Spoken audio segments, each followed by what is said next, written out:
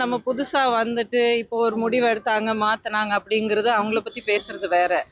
வாழ்நாள் முழுவதும் ஒரு 2 மாபெரும் தலைவர்களால அடையாளம் காட்டப்பட்ட ஒரு தலைவர் அப்படின்னு சொல்லிட்டு, இத்தன வருஷமா, இத்தன தசாப்தங்களா சொல்லிக்கிட்டு, அதுக்கப்புறம் அம்மாவால காட்டப்பட்ட 2 தடவ தமிழ்நாட்டுடைய முதலமைச்சர் பதவியும் அவங்க வந்து ஆ அ ஏற்று, இவ்வளவும் அம்மாவால கிடைச்ச ஒருத்தரு, இன்னைக்கு அவருடைய இந்த ஒரு மூத்த தலைவர் அப்படின்னு சொல்லிக்கக்கூடிய ஒரு அளவுல இருக்கிற ஒரு நிலையில, யாரு வந்து அதிமுகவுக்கு மட்டும் இல்ல, அம்மாக்கு வந்து இவ்ளோ வந்து துரோகம் பண்ணியிருக்காங்க, இவ்ளோ வந்து துன்படுத்தியிருக்காங்க அப்படிங்கிற அந்த கட்சிக்கு, யார வந்து அதிமுகவுடைய ஆரம்பத்துல இருந்து தீய சக்தி அப்படின்னு சொல்லி அவ்வளோ கடுமையா நம்ம எதிர்க்கிறோமோ, அந்த கட்சியில போய் சேர்றது அப்படிங்கிறது ஒரு துரோகத்தின் உச்சகட்டம்.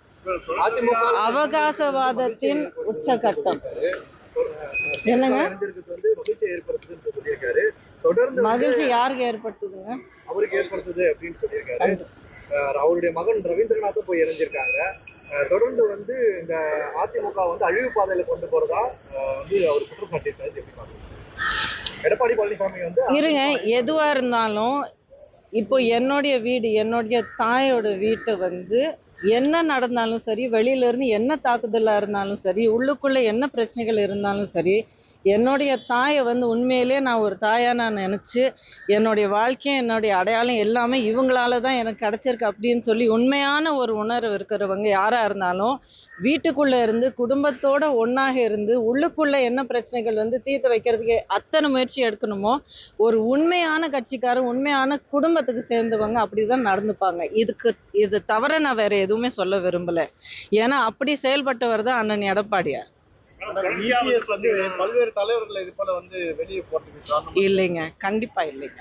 என்ன நடந்துட்டு இருக்கு, எப்படி நடந்துட்டு இருக்கு எல்லாமே தெரியும். இன்னைக்கு வந்து அனைத்து இந்தியா இல்லைங்க. இன்னும் எத்தனை பேர் இருக்காங்க? மாபெரும் தலைவர்கள், அவ்வளவு மூத்த தலைவர்கள் எத்தனை பேர் இருக்காங்க? அவங்கள வந்து நீங்க பேசாம இருக்கிறதோ, இல்ல கண்டுக்காம, இல்ல கணக்குல கொண்டு வராம இருக்கிறது அப்படிங்கிறது ஒரு திசை திருப்புறதுக்கான ஒரு முயற்சி தான்.